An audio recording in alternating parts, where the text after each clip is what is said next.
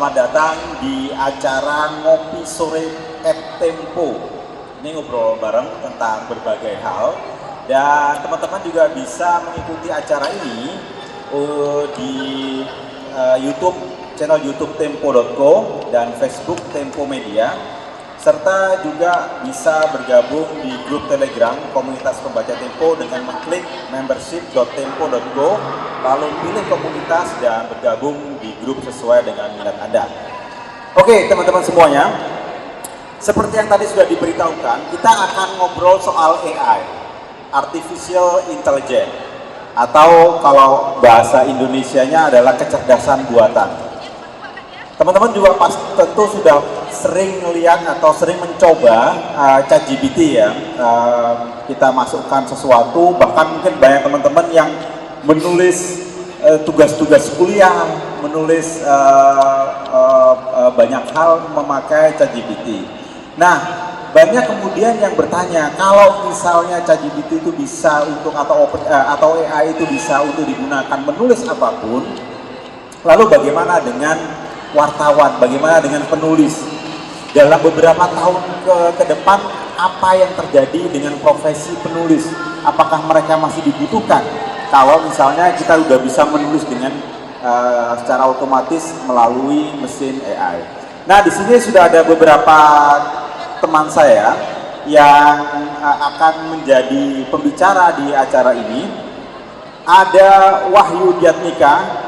Dia adalah Direktur Tempo Digital dan sekarang juga sebagai Ketua Umum AMSI. Silakan Mas Komang, atau kami biasa memanggilnya Beli Komang.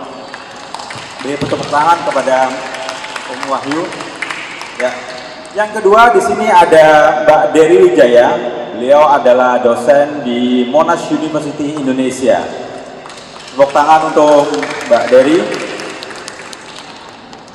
Dan ada satu lagi, silakan Mbak. Ada Ika Ningtyas, dia adalah Sekretaris Jenderal Aliansi Jurnalis Independen. Dia juga adalah Koordinator Cek Fakta di Tempo. Silakan Mbak Ika. Lalu ada Mas Bambang Trimansyah, beliau adalah Ketua Umum Penulis Pro Indonesia.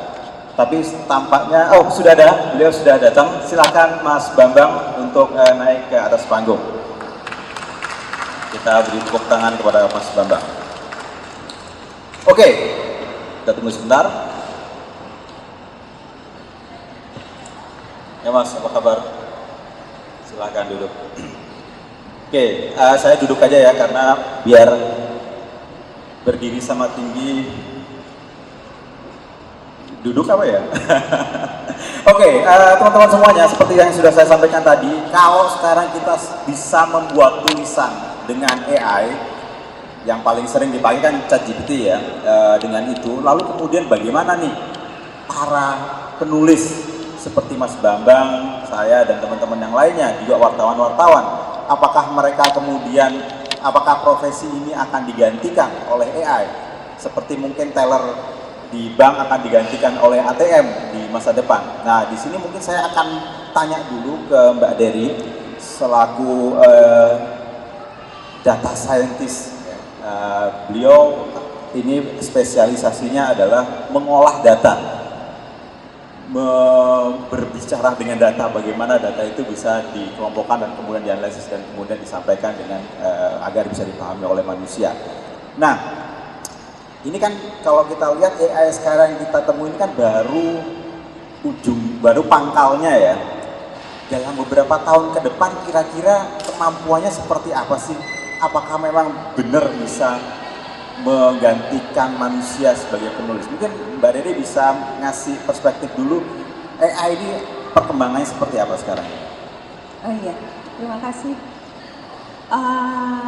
Kalau melihat AI sekarang memang kelihatannya sudah sangat pintar ya, terutama ChatGPT bisa seperti memahami pertanyaan kita, memberi jawaban yang pantas untuk pertanyaan kita. Tapi sebenarnya inti dari mesin-mesin seperti ChatGPT itu adalah yang sering kita pakai di HP kita, autocomplete. Jadi dia melihat apa yang sudah tertulis, kemudian dia akan berusaha mengkomplit dengan kata yang paling pas untuk berikutnya, kemudian berikutnya. Jadi dia sangat tergantung pada prompt yang kita kasih. Jadi kalau prompt kita tepat, maka jawabannya juga akan bagus. Tapi kalau prompt kita kurang tepat, maka jawaban dia juga kurang bagus juga. Jadi pada intinya sebenarnya dia tidak berpikir sebagaimana manusia berpikir dalam memahami konsep atau pertanyaan, tapi lebih ke dasarnya itu dilatihnya berdasarkan autocomplete itu. Nah, tapi karena data yang dipakai untuk melatih itu sangat besar, jadi imagine dia udah melihat banyak kata di dunia dan kombinasinya dengan kata-kata lain untuk membentuk kalimat yang indah ya. Jadi dia bisa menggabungkan antara kata satu dengan kata lain, itu dia bisa mencari hubungan. Nah itu yang membuat dia sangat pintar sekali dari segi itu. Tapi sekali lagi di dalamnya sebenarnya pada intinya itu sangat tergantung pada prompt dan tergantung pada data yang kita pakai untuk melatih. Gitu. Mbak bisa diterangkan nggak prompt itu apa? Mungkin teman-teman ada yang belum tahu. Ya, jadi prompt itu adalah pertanyaan atau instruksi yang kita berikan kepada mesin. Jadi misalnya saya pengen mencari ide tentang suatu cerita baru tentang ini, misalnya daur ulang gitu ya. Terus kita pengen cari angle-nya sebagai jurnalis itu sebaiknya di cover dari sisi apa. Nah untuk brainstorming angle ideas ini kita bisa bilang saya pengen nulis tentang ini, topik ini, tolong kasih beberapa ide kemungkinan tulisan yang menarik buat pembaca. Nah kemudian dia akan memberi jawaban. Nah instruksi yang kita berikan ini namanya prompt itu. Oke, thank you Mbak. Nah sekarang kira-kira apakah bisa apakah nanti penulis akan bisa digantikan oleh AI? Kalau saya pikir ada beberapa aspek dari tulisan yang mungkin memang akan digantikan oleh AI di kedepannya, yaitu tulisan-tulisan yang misalnya ada formulanya ya, kayak pertandingan olahraga atau sepak bola itu kan ada formulanya. Jadi babak pertama apa yang terjadi, babak kedua apa yang terjadi, begitu ya. Jadi untuk tulisan-tulisan yang ada formulanya, yang repetitif, itu mungkin akan digantikan oleh mesin karena lebih cepat menulisnya dan segala macam. Terus kemudian ada juga misalnya kita mau bikin lebih optimize buat search engine. Nah ini karena dia udah baca banyak sekali tulisan di internet dan yang populer gitu, jadi dia bisa tahu keywords yang lebih bagus dipakai. Nah itu untuk mencari search engine optimization itu bisa juga. Tapi kalau untuk menggantikan secara komplit itu menurut saya tidak akan terganti secara komplit. Boleh tahu Mbak, kenapa tidak bisa tergantikan? Ya, karena sekali lagi ini kan mesin ini dilatih berdasarkan data yang dalam bentuk, sekarang sebagian besar data yang dipakai untuk melatih itu dalam bentuk teks ya. Jadi bahasa. Nah, sementara kita sebagai manusia itu kan kita belajar bahasa itu tidak di dalam vakum, tidak dalam suatu vakum. Kita ada experience. Jadi kita bisa mengkoneksi antara bahasa dengan yang kita lihat di luar gitu, kita pegang, ada sensory experiences. Itu yang ChatGPT dan sebagainya itu tidak punya. Oke, ini menarik nih. Jadi keunggulan manusia adalah di experience, di pengalaman. Pengalaman itu yang nggak bisa di-share, sedangkan mereka men-share data ya. Nah, saya coba beberapa waktu yang lalu nyuruh ChatGPT untuk bikin puisi. Bisa, tapi jeleknya minta ampun. Kalah sama puisi anak saya yang masih SMP. Nah, Mas Bambang sebagai penulis yang sudah menulis banyak buku dan mengedit ribuan buku, kira-kira apa yang penulis perlu persiapkan untuk supaya tidak tersaingi oleh AI? Iya, memang di zaman serba instan ini saya melihat kecenderungan ya, orang semakin mudah mengaku dirinya penulis, editor gitu ya, tanpa ada satu usaha atau effort yang khusus. Nah di sisi ini tadi disampaikan Mbak Wahyu ya, memang saya pernah mencoba, tolong bikinkan saya puisi seperti promnya gitu ya, kira-kira Sapardi Djoko Damono tapi untuk anak-anak. Dia bikinkan, lumayan lah gitu lumayan ya beberapa ini. Tapi itu tadi, dia kan mengambil data ya, trennya dari, perhatiannya dari data, dari prompt tadi yang saya sebutnya kalimat pemantik. Dan ternyata memang, ya dia hanya bisa seputar itu. Saya menggunakan ChatGPT awalnya untuk akademis, nyari bahan. Tapi lama-lama bahannya juga ternyata bohong katanya. Dia nge-prank saya berapa kali itu. Jadi, bagi sisi penulis sebenarnya ketika dia mulai menggunakan melatih dirinya, karena ada daya insani di situ, ada kemampuan menemukan gagasan, mengembangkan gagasan, dan tulisan itu banyak sekali Mas. Saya nggak terlalu yakin, mungkin beberapa tahun ke depan ya, maksudnya si AI ini bisa ya tadi, kalau tadi bikin surat oke lah gitu ya, udah ada template-nya bikinnya. Tapi begitu bikin misalnya buku teks gitu ya, buku ajar atau buku apalah yang lebih rumit dari itu, kemungkinan tidak. Nah, disitulah penulis, kami sebagai penulis tidak terlalu takut. Saya sebenarnya bahas AI ini yang khusus ChatGPT itu 2 tahun sebelum meledak sekarang seperti ini. Saya bilang di situ judulnya Belanda masih jauh. Tapi ternyata nggak jauh juga, baterainya udah dekat gitu ya. Dan kemampuannya itu makin lama makin baik. Tapi saya sebagai penulisnya, yaitu kalau kita terpengaruh sama ChatGPT, maka kita melunturkan daya insani kita. Apakah ini juga yang menjadi keunggulan para penulis, Mas? Saya kira ya, karena di situ kan ada, kayak kita memilih diksi itu kan ada nilai rasa. Ya. Makanya waktu Kasparov dikalahkan oleh Deep Blue Sea, dia itu curiga di belakang Deep Blue Sea itu ada manusia, karena menurut dia Deep Blue Sea itu terlalu manusiawi gitu ya. Dan saya kira itu yang tidak bisa dilakukan oleh AI adalah terlalu manusiawi. Tapi saya kurang tahu juga ke depan ya, pas 10 tahun, 20 tahun dia makin manusiawi gitu ya, untuk menciptakan kata, kalimat, termasuk struktur alur ya, dan sebagainya. Oke, tadi menarik Mas Bambang bilang bahwasanya kelebihan manusia adalah menciptakan gagasan baru. AI kalau menurut Mbak Dery tadi kayaknya nggak bisa ya membuat gagasan baru karena dia tergantung dari data yang disuplai oleh manusia. Saya mencoba untuk minta AI untuk membuat pertanyaan yang baru, yang belum pernah ditanyakan sama orang lain, dan dia nggak bisa. Berkali-kali sampai akhirnya dia bilang, maaf saya tidak bisa memuaskan Anda gitu kan. Nah, gagasan itu seperti apa Mas? Yang mungkin bisa dijelaskan lebih jauh, gagasan dari kepenulisan itu. Ya, satu hal yang membuat kita bisa menstimulus gagasan sebenarnya panca indera. Nah, AI kan tidak punya panca indera, penghidup, perasa, melihat dan sebagainya gitu. Dan kemudian satu lagi yang menambahkan kekuatan gagas itu intuisi. Karena kita apa manusia banyak berjalan, banyak membaca, banyak silaturahim, ketemu orang. Nah AI kalau dilatih begitu mungkin dia bisa gitu ya. Dia disuruh jalan, disuruh banyak baca. Itulah yang membuat yang saya sebut panca indera sama intuisi kita itu berkembang baik. Gitu. Oke, tadi Mas Bambang tadi bilang tentang dia berapa kali di prank sama AI karena ternyata informasi yang diberikan oleh AI itu nggak benar.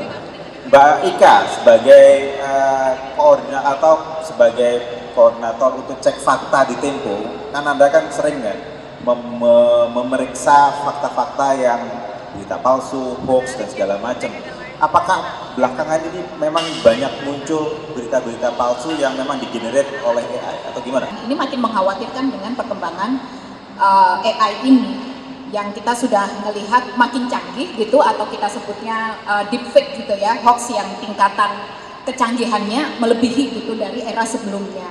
Sementara di sisi lain tantangannya adalah belum banyak AI yang diciptakan gitu untuk mengcounter atau membantu pemeriksa fakta ataupun jurnalis gitu untuk bisa mendibang ataupun membantah ini sebenarnya hoax atau bukan gitu.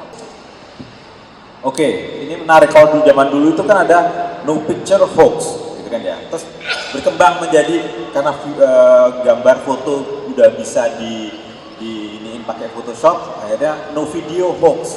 Sekarang video pun hoax gitu kan. Nah, lalu gimana caranya? Apa yang Anda lakukan untuk misalnya mengcounter atau mengetahui satu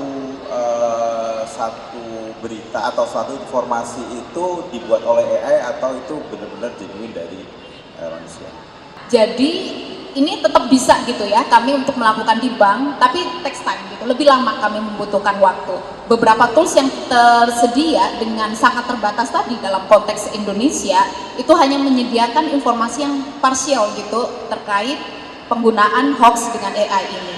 Tapi di sisi lain, disitulah justru pentingnya peran manusia ya, pemeriksa fakta manusia ini itu tetap tidak tergantikan gitu untuk memverifikasi konten apakah ini menggunakan AI dan sebagainya gitu, karena ternyata kita tetap melihat bahwa ya AI tetap terbatas dan peran manusia untuk melakukan pemeriksaan fakta atau verifikasi terhadap konten ini itu tidak tergantikan gitu ya. Nah, beberapa tools yang tersedia bisa disediakan gratis tapi tetap sangat terbatas dan kami harus mengeceknya berulang-ulang gitu ya. Jadi dari segi waktu memang jauh lebih lama. Oke, thank you Waika. Jadi teman-teman kalau yang sering pakai ChatGPT, mohon jangan terlalu percaya kepada semua yang ini kan, perlu dicek lagi karena beberapa kali memang seperti Mas Bambang tadi bilang ada banyak fakta yang sebetulnya nggak benar dan itu sangat sederhana sekali. Nah, mungkin di Komang atau Mas Wahyu bisa menjelaskan, kan kemarin jadi baru-baru ini AMSI itu adalah Asosiasi Media Cyber Indonesia, jadi asosiasi media-media online yang ada di Indonesia, singkatnya seperti itu ya. Nah, bikin kongres di Bandung dan Mas Bli Komang ini kepilih menjadi ketua umumnya, dan di saat yang sama juga di forum itu dibuat panduan bagi para wartawan untuk menggunakan AI untuk membuat berita. Emang boleh menggunakan AI untuk membuat berita, Bli? Atau gimana? Boleh. Boleh. Panduannya seperti apa? Ada aturannya nggak seperti itu? Iya, makasih banyak Mas Garis. Selamat siang Bapak Ibu, teman-teman sekalian. Ini memang pertama mungkin harus ditegaskan kenapa tiba-tiba relevan sekali bicara mengenai generatif AI, khususnya generatif AI. Karena AI kan ada banyak tipe, ada banyak kategori dari artificial intelligence atau kecerdasan buatan. Tapi yang menjadi hype, yang menjadi pusat diskusi belakangan ini adalah ketika muncul generatif AI. Jadi kecerdasan buatan yang bisa memproduksi informasi sendiri, ya, tidak sekedar mereplikasi, tidak sekedar meneruskan atau autocomplete gitu Mbak Dewi, tapi dia menciptakan sendiri informasi dari basis pengetahuan yang dia punya sebelumnya. Jadi dia membuat lompatan teknologi yang luar biasa. Nah, karena itu menjadi relevan kita bicarakan, terutama dalam konteks otentisitas atau resilient dari ekosistem informasi kita, ketahanan dari ekosistem informasi kita. Ketahanan mungkin bukan bahasa yang tepat ya, apa ya? Artinya bagaimana kita sebagai pengguna internet, sebagai warganet, sebagai public, members of the public gitu ya, bisa yakin bahwa sumber-sumber informasi yang kita akses, yang kita gunakan, yang kita kelola, yang kita kemudian konsumsi di internet itu adalah informasi-informasi yang kredibel, yang akuntabel, yang memang aktual, yang memang sebenarnya realitas gitu. Bagaimana itu bisa kita lakukan ketika muncul teknologi ini? Kan di situ sebetulnya pertanyaan kuncinya. Bagaimana kita, warganet, pengguna internet, bisa memastikan ketika kita baca sesuatu, ketika kita nonton sesuatu, ketika kita dengar sesuatu yang sumbernya di internet, kita tahu bahwa itu adalah sebuah informasi yang kredibel. Bukan hoax, bukan disinformasi, bukan misinformasi. Kalau dulu mungkin gampang karena kita sebagai fact checker, sebagai media, sebagai jurnalis tinggal mengecek sumbernya. Tapi ketika muncul generatif AI, bagaimana memastikan apa yang dikeluarkan oleh sumber-sumber itu, sumber-sumber AI tersebut adalah otentik. Nah, dalam konteks itu di media, di publisher gitu ya, kita melihat ada paling tidak 3 fungsi dari generative AI itu. Dan ini yang menjadi latar belakang kenapa akhirnya AMSI sebagai asosiasi publisher menerbitkan sebuah pedoman kemarin bulan lalu di Bandung. Fungsi pertama yang kita lihat, AI adalah platform. Jadi dia adalah sebuah sarana untuk mendistribusikan informasi. Platform. Jadi sama seperti Google, sama seperti Twitter, sosial media yang lain, dia meneruskan atau mendiseminasi artikel-artikel berita, artikel-artikel informasi yang dibuat oleh newsroom, yang dibuat oleh penerbit media kepada publik yang lebih luas. Jadi dia akan menggantikan search engine, dia mungkin akan menggantikan sosial media karena orang tinggal punya ChatGPT atau punya Bard atau mungkin Bing gitu ya, dan orang tidak akan mengubah juga cara orang menggunakan search engine. Kalau dulu orang ketik sesuatu, saya mau makan apa atau di mana ada toko bunga di daerah saya gitu, kemudian ada muncul beberapa rekomendasi, orang klik untuk dapat informasi lebih detailnya. Tapi dengan Bard yang AI generatifnya Google atau dengan ChatGPT yang sekarang dipasang di Bing, orang nggak perlu lagi klik through ke websitenya, dia langsung dapat informasi yang dia butuhkan di halaman yang sama. Nah, itu fungsi pertama generative AI sebagai platform. Fungsi yang kedua adalah dia sebagai tools. Jadi dia membantu newsroom, membantu wartawan, membantu penulis untuk membuat pekerjaannya lebih mudah dan cepat. Dan ini sudah terjadi dan memang sudah digunakan.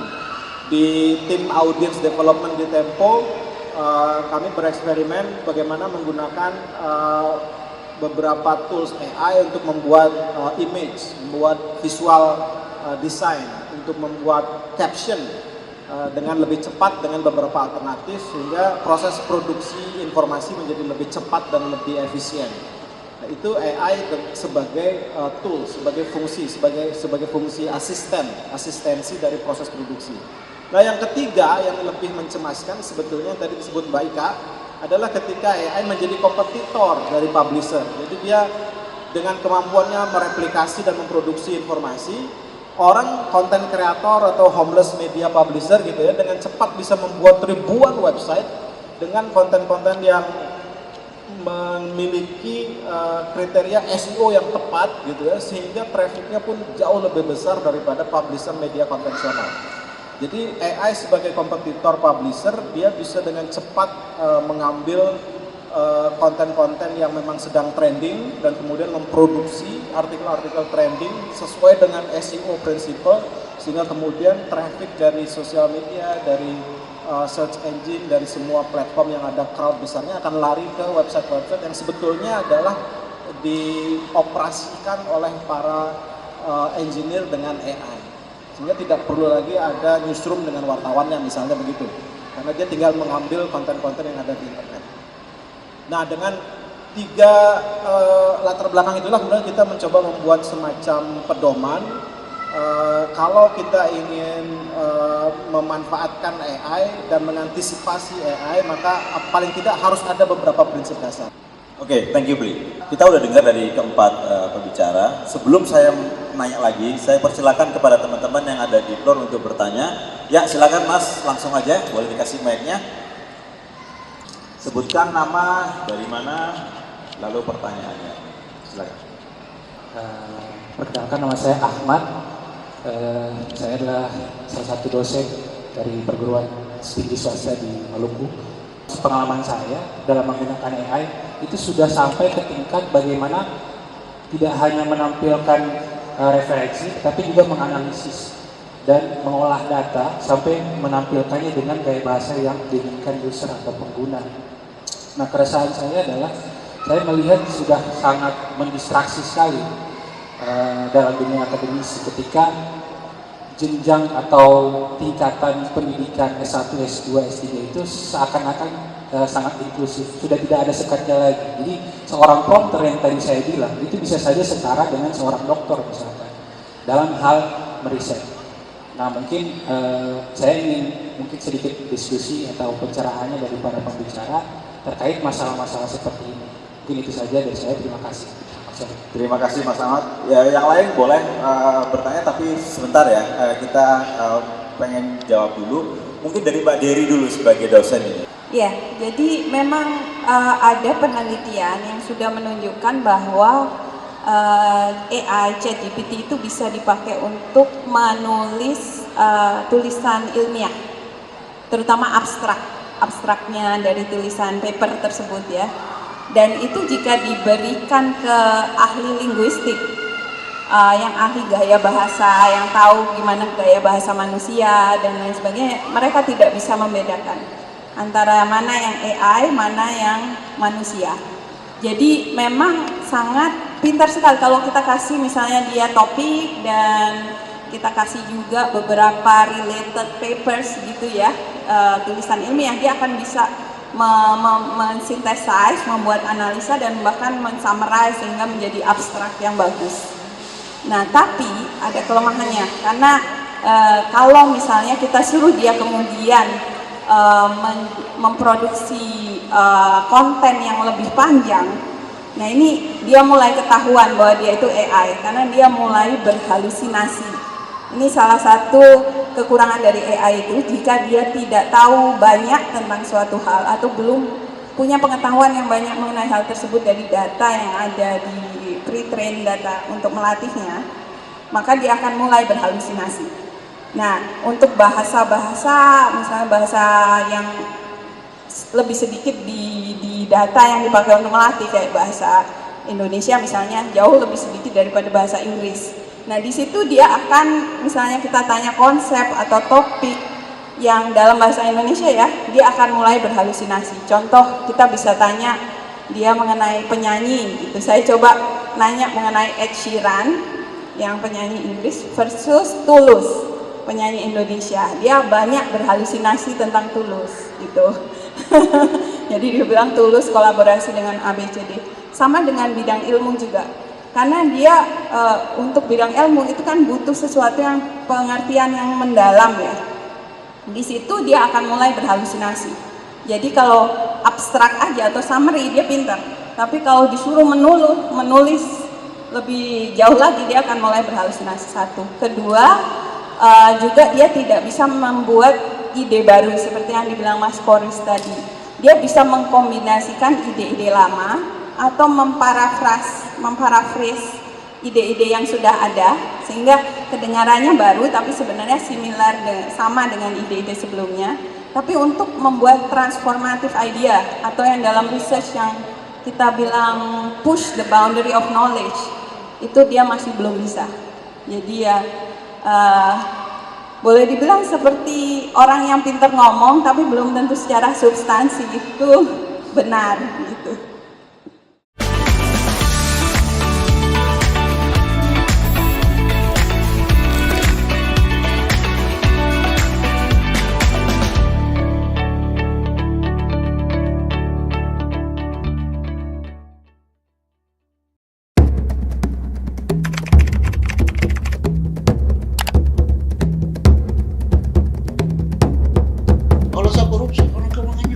Saya ini gini-gini Ustaz. Saya akan mengunjungi Ukraina. Jadi memang kuartal kedua ini akan sangat berat sekali. Ini panitia rakyat. Saya juga rakyat.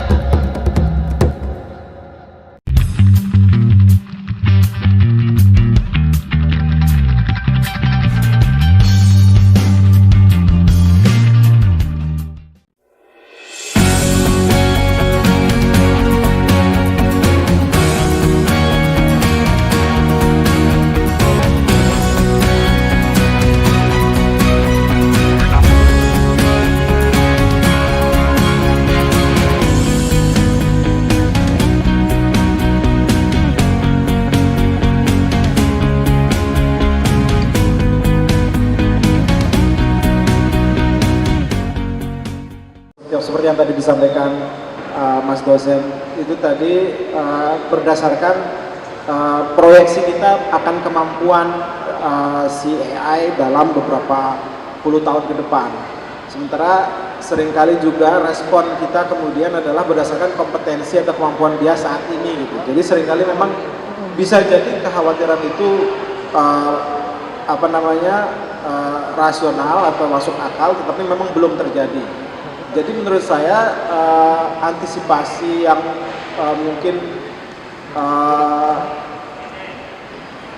bisa juga digunakan adalah bagaimana kita mencoba membuat regulasi yang tepat. Ini yang seringkali kita tidak banyak diskusikan.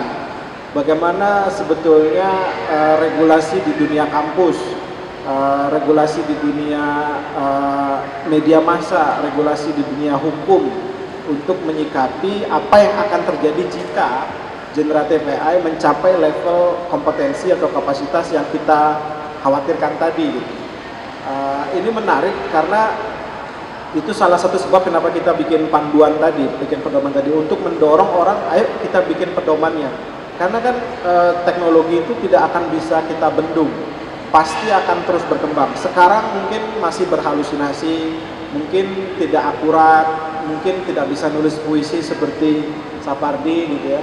Tetapi pada saatnya dengan perkembangannya yang luar biasa akan bisa. Nah, ketika sudah bisa, regulasi menjadi penting. Bagaimana kita bisa melakukan antisipasi-antisipasi berdasarkan insight-insight yang kita punya saat ini, sehingga kelak kita bisa memitigasi dampak buruknya. Nah, salah satu yang sekarang yang terbaru, kemarin baru saja Google membuat pengumuman bahwa publisher boleh menyetop konten-kontennya dari digunakan oleh Bard. Jadi kita bisa melakukan opt-out. Sebelumnya kan OpenAI juga sudah menyediakan opsi itu. Jadi kalau kita tidak mau website kita diambil, digunakan sebagai bahan pembelajaran dari si AI, kita bisa opt-out. Jadi ada scriptnya yang bisa dipasang di website kita. Nah, tadinya Google tidak menyediakan tuh. Jadi Google ini kan satu mesin raksasa yang meng-crawl semua isi internet. Nah, bayangkan bagaimana pinternya AI yang dibikin Google itu nantinya. Karena semua isi informasi yang di internet itu menjadi bahan belajar untuk teknologi dia. Nah, kemudian kita akan dapat apa sebagai orang Indonesia gitu ya, sebagai perusahaan di Indonesia, sebagai orang yang menggunakan teknologi ini nantinya, padahal mereka belajarnya dari konten yang kita bikin. Mereka belajarnya dari informasi-informasi yang ada di internet yang diproduksi orang Indonesia. Tapi nantinya kita membeli atau membayar setidaknya teknologi yang mereka ciptakan dari bahan yang kita kasih itu. Jadi diskusi itu cukup ramai gitu ya, bagaimana memastikan ada kompensasi yang fair kepada para penerbit informasi yang digunakan oleh AI. Oke, tadi ada yang menunjuk tangan, silahkan Ibu. Baik, terima kasih banyak. Nama saya Kartini dari Obor. Saya jadi ngeri kali ya melihat AI dan ChatGPT. Kami bergerak dalam penerbitan buku. Tentu kita tidak akan sangat teliti ya, apalagi penulis yang cepat-cepat tolong dong terbitin. Nah itu bahayanya sekali. Sementara penulis seumpamanya, tapi kebetulan yang di Obor nggak ada yang, mudah-mudahan nggak ada yang menggunakan AI atau ChatGPT. Nah, saya ingin menanyakan seandainya tulisan, karena kebetulan saya juga sedang berurusan dengan Reproduction Right Organization, di mana penghargaan untuk penulis itu harus dihargai, untuk penggandaan. Nah, itu kan mesti harus diatur. Pengaturan itu mestinya harus segera ya. Teknik penulisan karya ilmiah juga memang sudah ada, tapi kembali lagi kita kan menyadari bahwa banyak sekali yang diabaikan. Jadi kalau seumpamanya penulis menggunakan banyak ChatGPT ataupun AI, itu bagaimana kaitannya dengan hak cipta? Tentunya menyambung dengan pengaturan itu semuanya. Terima kasih atas wawasan yang sudah diberikan ke kita semuanya dari 4 narasumber yang hebat. Terima kasih. Terima kasih Bu Kartini. Ini menarik nih, ini soal copyright. Apakah nanti akan di copyleft semua? Jadi nggak ada yang punya atau gimana? Siapa mau jawab duluan? Saya Boleh. kasih pemantik dulu Bu Kartini ya. Memang sayangnya rezim copyright di Indonesia itu cukup lemah Ibu. Jadi ini yang agak mengkhawatirkan di era ketika ada mesin yang bisa mereplikasi konten dengan begitu masif dan begitu cepat, sementara perlindungan terhadap hak cipta kita masih belepotan. Jadi itu PR besar kita di situ. Kebetulan kami di AMSI, di Asosiasi Media Cyber Indonesia juga sedang bergulat dengan isu copyright dalam konteks hubungan antara platform dengan publisher. Di negara-negara Uni Eropa, induk atau payung hukum yang mereka pakai untuk memastikan para penerbit media, penerbit buku ini mendapatkan kompensasi yang fair adalah copyright law. Jadi undang-undang hak cipta yang menjadi payung supaya platform, perusahaan-perusahaan digital yang mendistribusikan informasi ini menghargai, mengapresiasi dan memberikan kompensasi kepada para perusahaan penerbit. Nah di Indonesia karena tidak begitu kuat copyrightnya dan perlindungan terhadap copyright juga tidak kuat, akhirnya kita berusaha mencari payung hukum lain gitu untuk menjamin ada negosiasi yang setara antara platform dan publisher. Akhirnya ketemu kemarin kita memakai payungnya adalah support atau dukungan dari semua stakeholder ekosistem informasi kepada jurnalisme. Jadi kita masuk dari jurnalisme berkualitas yang harus menjadi public goods, menjadi barang publik yang harus diproteksi, dilindungi dan diberi insentif karena dibutuhkan untuk demokrasi. Jadi kita pakai logika hukum itu gitu. Karena ada undang-undang pers, ada konstitusi yang melindungi pentingnya jurnalisme yang berkualitas atau informasi yang berkualitas untuk proses kita bernegara. Tapi ini juga masih debatable karena sebetulnya copyright itu lebih kuat. Kalau kita punya copyright law yang lebih kuat itu sebetulnya sudah sangat kuat. Cara masuk yang lain yang kita pikirkan adalah mengenai kompetisi sebetulnya, pakai undang-undang anti monopoli. Jadi harus ada persaingan usaha yang sehat, yang memastikan tidak ada monopoli dari satu perusahaan kepada semua produksi dan distribusi komoditas atau produk. Nah masalahnya di Indonesia juga undang-undang kompetisinya tidak kuat. Gitu. Jadi saya tidak menjawab pertanyaan Ibu, saya malah menambah masalah Ibu. Oke Mas, memang tadi nyebutin soal citasi ya yang ada sekarang seperti itu. Apakah itu bisa diatasi dengan itu masalah ini atau kan nanti kemudian sama dia bisa paraphrase ya, bisa dibuat kalimat ulang. Ketika dibuat kalimat ulang seperti apa tuh? Iya, kalau tadi hanya itu kan citasi itu hanya kejujuran bahwa dia akan mengambil dari sumber yang sudah ada AI-nya. Tapi tadi disampaikan Bu Kartini itu sudah jadi isu juga, termasuk teman-teman di Ilustrator. Jadi saya kan penulis buku anak, saya bisa nulis buku anak tapi nggak bisa ilustrasi. Bagaimana kalau saya gunakan AI gitu kan? Saya nggak perlu bayar ilustrator. Nah itu kan juga sama ya.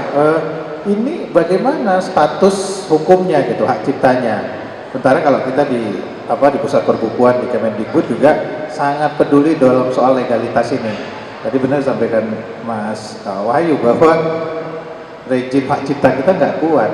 Jangankan soal ini, soal kita masih bermasalah soal digital right management yang buku elektronik masih bermasalah. Belum lagi buku cetak yang pembacanya masih berkeliaran banyak gitu ya. Ini sebenarnya kesedihan IKP itu salah satunya itu kan. Persoalan pembajakan buku nggak selesai-selesai. Muncul lagi makhluk baru ini kan, bukan ini yang kita juga enggak. Ini perlindungannya gimana gitu ya. Nah itu saya kira menjadi satu PR yang memang harus dibahas bersama ini karena di Undang-Undang Hak Cipta kita praktis nggak ada persoalan ini, bahkan persoalan digitalisasi juga nggak ada. Gitu. Oke, terima kasih Mbak Dery atau Mbak Ika mau nambahin? Ya sebenarnya juga jadi problem yang dibahasnya nggak hanya di Indonesia ya, tapi juga secara global juga. Nah makanya kenapa pendekatan regulasi di satu sisi penting untuk memastikan kehadiran negara untuk melindungi hak-hak manusianya ini gitu ya. Di EU yang sekarang terjadi adalah mencoba mendesain gitu regulasi tentang AI ini, itu yang tadi melibatkan soal pembahasan hak cipta, hak privasinya, terus soal hak asasi manusia yang lain, supaya AI ini tidak justru digunakan untuk kepentingan yang negatif, tapi justru gitu ya, untuk memperkuat hak asasi manusia itu sendiri. Oke, terima kasih Mbak Ika. Mbak Dedi silakan. Mungkin kalau dari segi teknologi saya bisa menambahkan ya, memang ada pertanyaan yang sulit, siapa yang harus diatribusikan, misalnya suatu tulisan yang diproduksi oleh AI ini muncul, karena sistemnya sendiri itu tidak dilatih untuk mengetahui dari mana sourcesnya. Nah itu satu lagi, maka kadang dia bilang source-nya ini padahal source-nya nggak ada gitu kan, atau salah atribusinya. Jadi itu salah satu masalah, siapa yang harus diatribusikan, apakah itu perusahaan AI-nya yang membuat sistem, ataukah puluhan ribuan penulis yang tulisannya diambil untuk menghasilkan konten ini, atau prompt engineer-nya yang memberi instruksi ke AI itu. Nah itu masih jadi pertanyaan yang debat yang sangat susah. Nah kalau untuk mendeteksi apakah suatu tulisan itu ditulis oleh AI, ini sangat susah.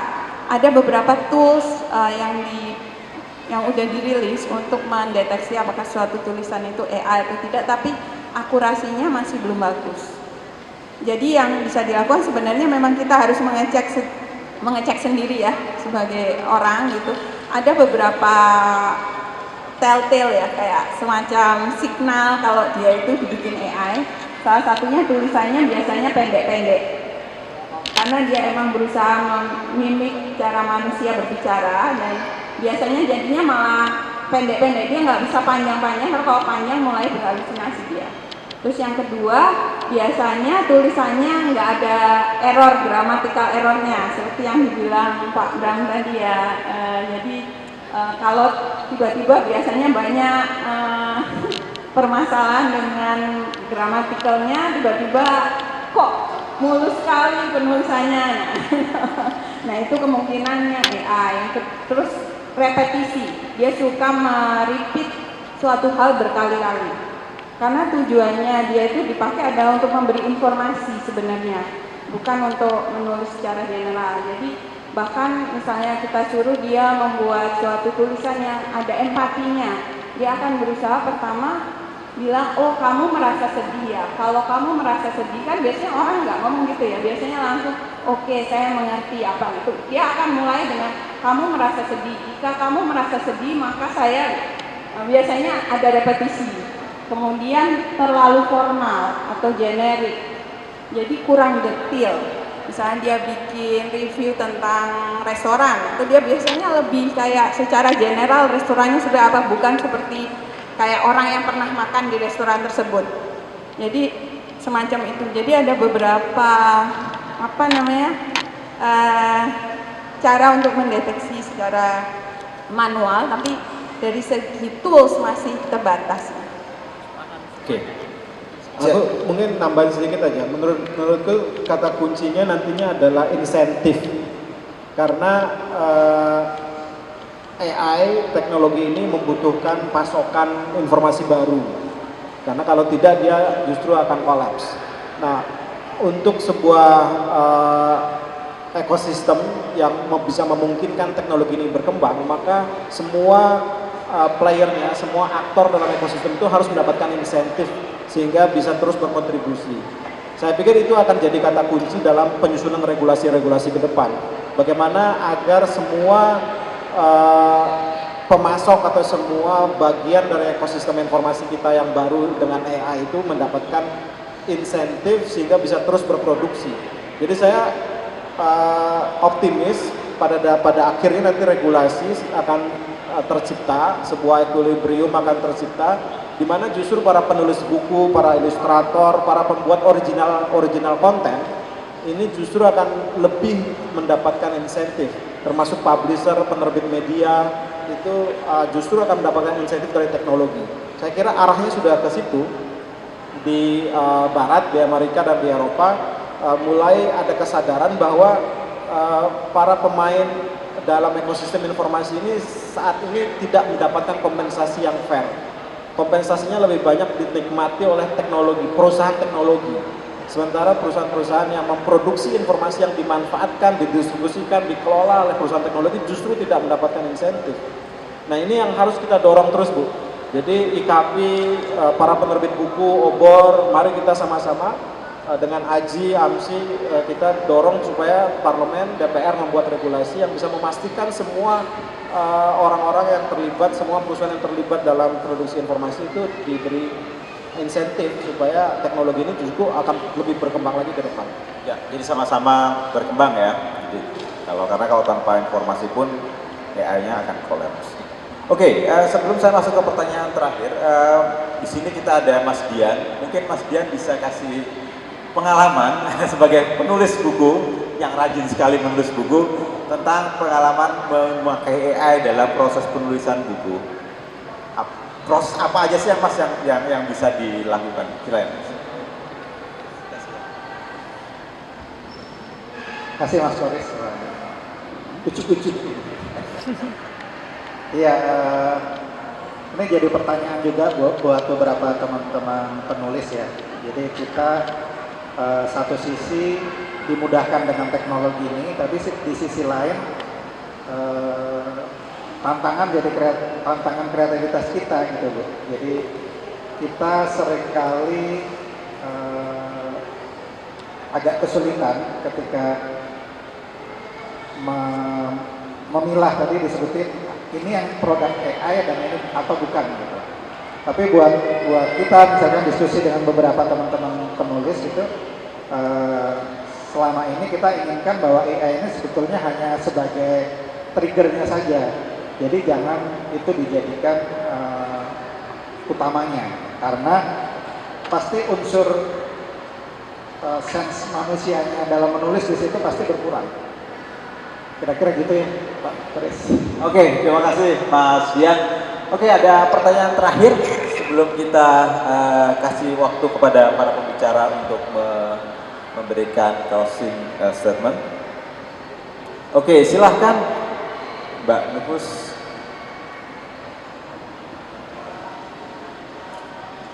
Iya, selamat siang. Saya Nufus. Saya warga sini. Beberapa bulan mendatang kita kan mau pemilu nih, dan walaupun kampanye secara resmi belum diberlakukan, tapi kampanyenya kan sudah banyak berjalan, dan kekhawatiran banyak pihak dengan adanya AI itu, kita menghadapi persoalan yang besar soal hoax, disinformasi dan sebagainya, dan kekhawatiran soal AI, disinformasi dan sebaran hoax itu akan lebih masif lagi ya dengan adanya AI ini. Sejauh ini temuan teman-teman terkait pemilu dan peran AI terkait penyebaran disinformasi sejauh mana, adakah misal pola-pola tertentu dari kandidat disinformasi mana dan kandidat mana yang mana? Oke, terima kasih Mbak Nufus. Nah, ini mungkin Mbak Ika nih yang bisa menjawab nih. Pola yang bukan tren sih ya, mungkin yang awal-awal gini seperti apa nih pola hoax yang bisa yang banyak dipakai, banyak memakai AI? Iya, karena tadi ya masih ada gap yang cukup besar sebenarnya ya, bagaimana komunitas pemeriksa fakta di Indonesia ini untuk menggunakan AI secara maksimal gitu untuk melakukan debunk. Itu masih menjadi tantangan juga gitu kan. Nah, meskipun kita melihat memang beberapa konten yang dia diproduksi dengan AI itu sudah muncul ya, meskipun tidak seluruhnya tentang politik. Nah, tapi ini menjadi kekhawatiran yang cukup serius ya, karena kita sudah melewati pemilu 2014, 2019 di mana hoax itu sudah digunakan sebagai senjata untuk mencari ini ya suara dan kemudian menimbulkan dampak yang cukup besar. Artinya dengan perkembangan AI yang saat ini, potensi untuk memproduksi hoax yang terkait dengan politik ataupun secara khusus pemilu itu jauh lebih mengerikan juga gitu kan, meskipun kita gitu ya masih mencoba begitu ya untuk melibatkan lebih banyak stakeholder untuk membantu teman-teman pemeriksa fakta ini di dalam hal satu melakukan collecting data ya, dan kemudian monitoring, karena di beberapa praktek AI cukup membantu untuk kami di teman-teman komunitas pemeriksa fakta ini melakukan monitoring menjadi lebih cepat gitu dibandingkan mungkin 2018 yang masih sangat manual. Kemudian untuk memprioritaskan mana yang harus kami dibang dan sebagainya. Nah, di sisi lain tadi seperti yang saya sebutkan begitu, dengan beberapa munculnya hoax yang diproduksi menggunakan AI, ada gapnya adalah tidak tersedia cukup banyak tools ataupun teknologi yang berbasiskan AI ini yang bisa membantu nih pemeriksa fakta untuk membantah ataupun bisa membantu lebih cepat dalam hal untuk mendibang hoax yang berbasis AI ini. Oke, thank you Mbak Ika. Mbak Dery, kayaknya ada ini nggak teman-teman dari komunitas atau dari teman-teman data scientist atau dari AI Indonesia yang mencoba mengantisipasi hal ini? Bikin mesin apa gitu Mbak? Ya. Jadi sebenarnya ChatGPT ini semacam atau generatif AI in general ya, itu semacam pisau.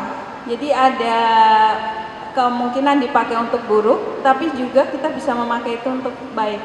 Tapi salah satu cara untuk memakai generatif AI untuk fight misinformation adalah kita bisa go one step ahead dari misinformasi. Artinya kalau kita tahu ini isu-isu atau berita yang sedang trending, kita bisa nanya ChatGPT kira-kira misinformasi apa yang akan keluar.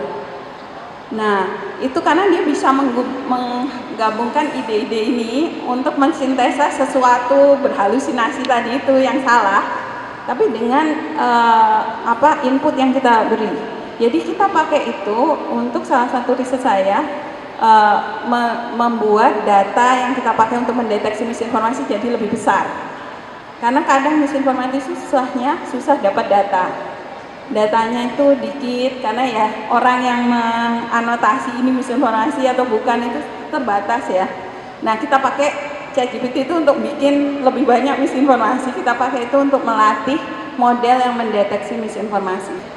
Thank you Mbak Dery. Ya, ini untungnya adalah ChatGPT itu datanya sampai 2021 ya, sehingga dia nggak tahu capres berikutnya siapa.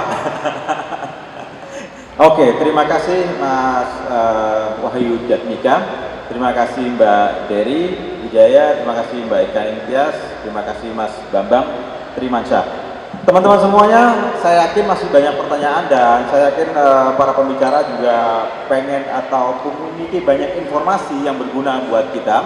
Tapi ya waktu kita sudah sampai di penghujung.